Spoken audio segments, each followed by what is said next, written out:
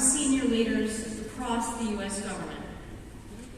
As the CEO of the Millennium Challenge Corporation, MCC, one of the 17 government agencies that contributes to Prosper Africa initiative, I am so excited to be here in Marrakech to feature our partnership, both with the government of Morocco and also to meet with so many partners from across the continent.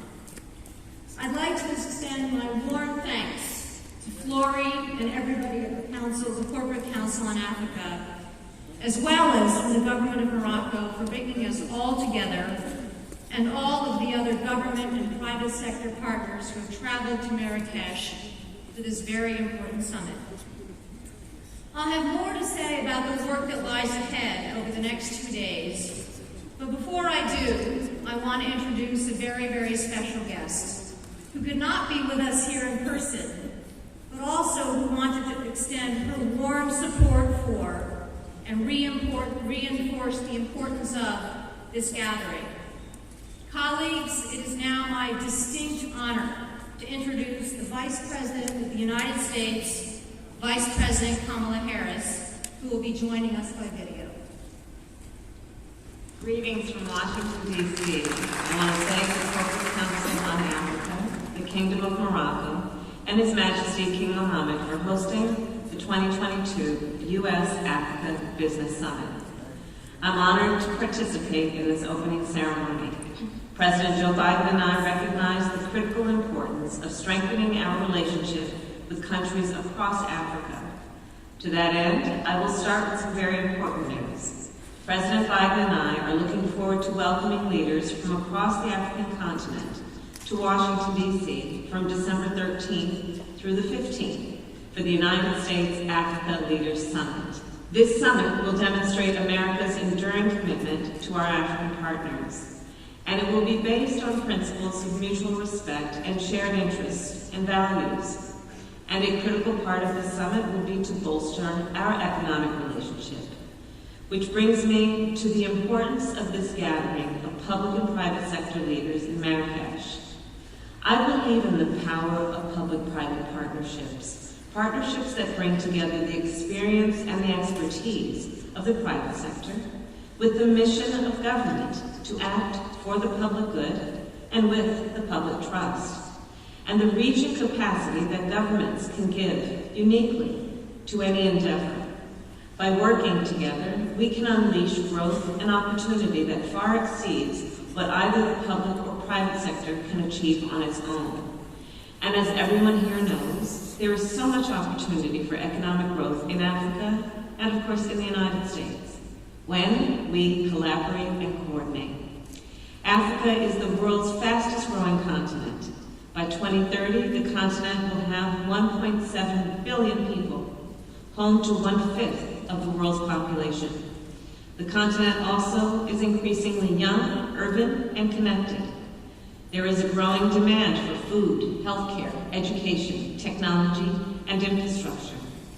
Yet, barriers remain.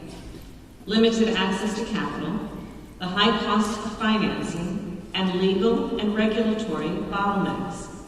This is on top of the global challenges that I know are felt acutely in Africa, including recovery from the COVID-19 pandemic, the climate crisis, and food insecurity. The Biden-Harris administration is committed to working with all of you to address these issues in furtherance of the African Union's Agenda 2063. With regard to food insecurity, we are focused on the urgent need to increase food production and exports with and within Africa, a challenge made worse by Putin's war in Ukraine. To this end, since last October, the United States has pledged more than $7 billion in humanitarian and food security assistance across Africa. More broadly, our administration's goal is to promote inclusive and sustainable economic growth and development across the continent, to expand capital flows, and to promote the vibrant spirit of entrepreneurship and innovation that is so prevalent across Africa. I am pleased to see the advances made in implementing the African Continental Free Trade Area, and we will work with you to ensure its success. The United States is committed to bring to bear all the tools at our disposal, including development financing, grants and technical assistance, and support for legal and regulatory reforms, all to help our African partners thrive. As part of this, our signature investment initiative in Africa, Prosper Africa, has convened a delegation to be with you in Marrakech. Led by Millennium Challenge Corporation CEO Alice Albright, it includes officials from 10 U.S. government departments and agencies. It also includes a group of investors who collectively manage more than $1 trillion in assets. Over the coming days, our delegation will discuss with you a range of issues.